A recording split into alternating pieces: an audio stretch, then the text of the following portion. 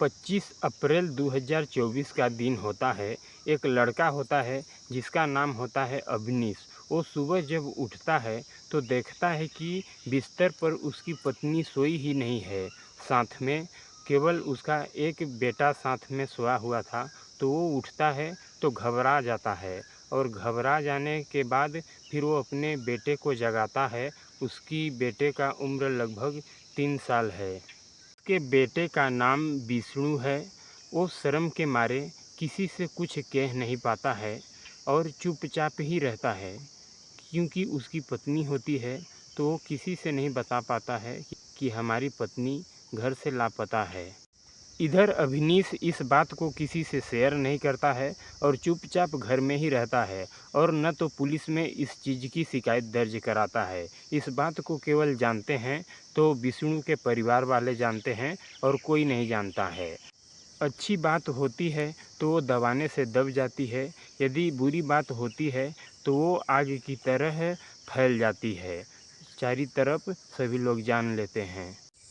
अवनीश की जो पत्नी थी उसका एक धर्मजीत नाम के लड़के से लव अफेयर था। उसी के साथ वो फरार हो जाती है। जब 4-5 दिन तक वो अपने घर लौटकर नहीं आती है तो उसका पति जो अवनीश था वो काफ़ी हैरान और परेशान सा हो जाता है। इस घटना को पूरा सुनने के लिए आप लोग हमारे वीडियो में अंत तक ज़रूर बने रहें। नमस्कार, मैं संतोष कुमार, संतोष क्राइम सफ़र में आप सभी का स्वागत है। यदि आप लोग नए हैं तो हमारे चैनल को सब्सक्राइब कर लेना और वीडियो को लाइक शेयर ज़रूर कर देना दोस्तों, ताकि हमारा भी हौसला बुलंद होता चले। आज की जो सच्ची घटना है यह है उत्तर प्रदेश का एक ज़िला लगता है शाहजहाँपुर। शाहजहाँपुर का एक थाना लगता है सिंधौली। सिंधौली के अंतर्गत एक गांव लगता है मोरिया मिस्र। मोरिया मिस्र की एक रहने वाली महिला होती है जिसका नाम होता है मंजू। आपको बता दें कि मंजू की ये दूसरी शादी होती है। पहली शादी जब उसकी हुई थी तो लगभग 1 साल तक रिलेशन ठीक ठाक से चला था। इसके बाद मंजू की जो पहले पति थे विजय, उनकी मृत्यु हो जाती है। फिर मंजू ससुराल में अकेली पड़ जाती है। फिर मंजू के मायके वाले आते हैं और मंजू को अपने साथ ले जाते हैं। आपको बता दें कि मंजू की एक बेटी भी है। फिर मंजू अपने मायके में कुछ दिनों तक रहती है और साथ में उसकी बेटी भी रहती है। फिर उसकी बेटी की एक दिन मौत हो जाती है। मौत हो जाने के बाद फिर मंजू बिल्कुल अकेला सा रहती है और फिर से उसके देवर यानी मंजू के पति के भाई जिनका नाम अवनीश था, फिर मंजू का अवनीश के साथ लव अफेयर प्रेम प्रसंग चलना शुरू हो जाता है। आपको बता दें कि मंजू के जो पति विजय थे वो काफ़ी नशा करते थे, नशेड़ी टाइप के थे। वो काफ़ी कैप्सूल का यूज करते थे। तो एक दिन विजय ने नशा के चक्कर में 20 कैप्सूल एक साथ खा लिए थे।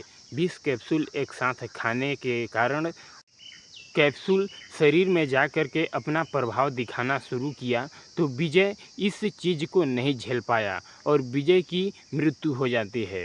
विजय की मृत्यु होने के बाद जब उसकी लाश उसके घर पर आती है तो काफ़ी मातम सा छा जाता है। सभी लोग रोने बिलखने लगते हैं। फिर से उसकी लाश को अंतिम संस्कार किया जाता है।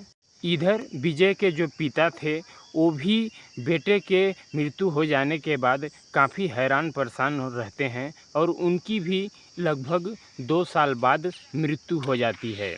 मृत्यु हो जाने के बाद घर में कोई होशियार जानकार आदमी नहीं बचता है।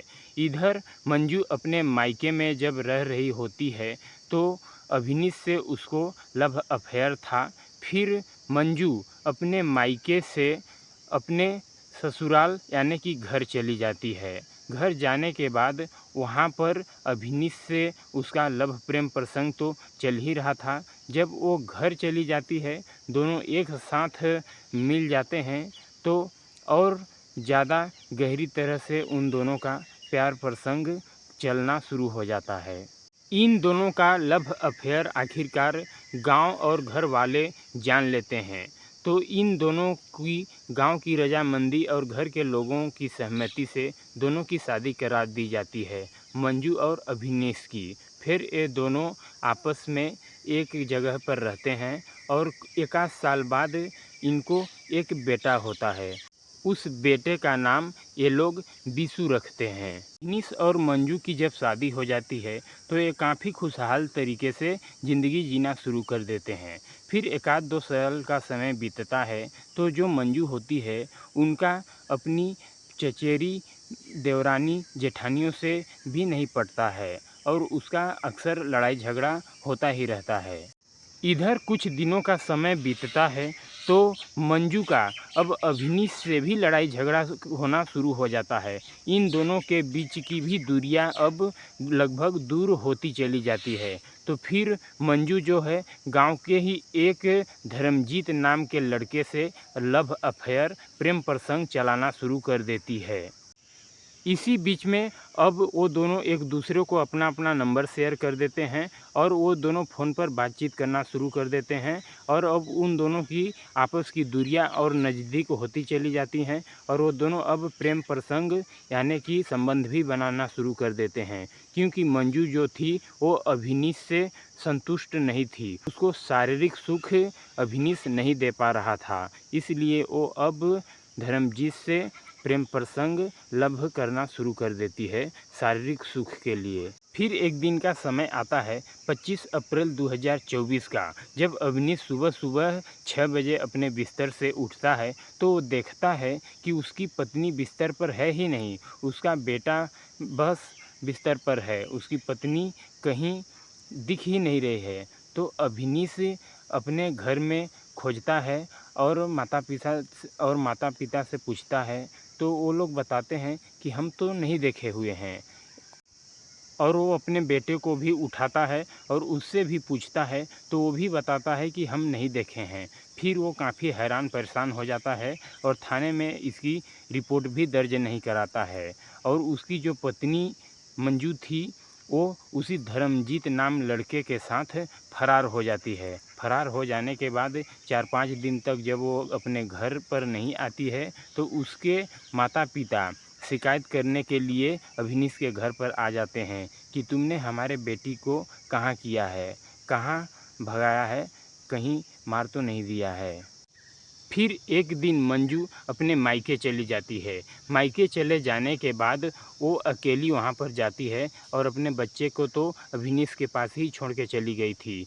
फिर अपने मायके से वो मौर्या मिस्र यानी कि अभिनीश के घर आती है और हाथ पांव जोड़ती है कि हमसे बहुत बड़ी गलती हो गई है। मैं जानती हूँ इस गलती की माफ़ी तो हमें नहीं मिलेगी, लेकिन एक बार मुझे माफ़ कर दो, बहुत बड़ी गलती हो गई है, आज के बाद ऐसा गलती हम कभी नहीं करेंगे। तो उसका पति जो अभिनीश होता है वो कहता है कि हम तुम्हें माफ़ नहीं करेंगे और हम अपने घर में भी तुझे नहीं रहने देंगे, तुम इस बच्चे को भी लेकर के चली जाओ। दोस्तों, हम आप लोगों को बता दें कि इस केस में अभी तक किसी को सज़ा नहीं हुआ है, क्योंकि पुलिस केस अभिनीश ने नहीं किया था।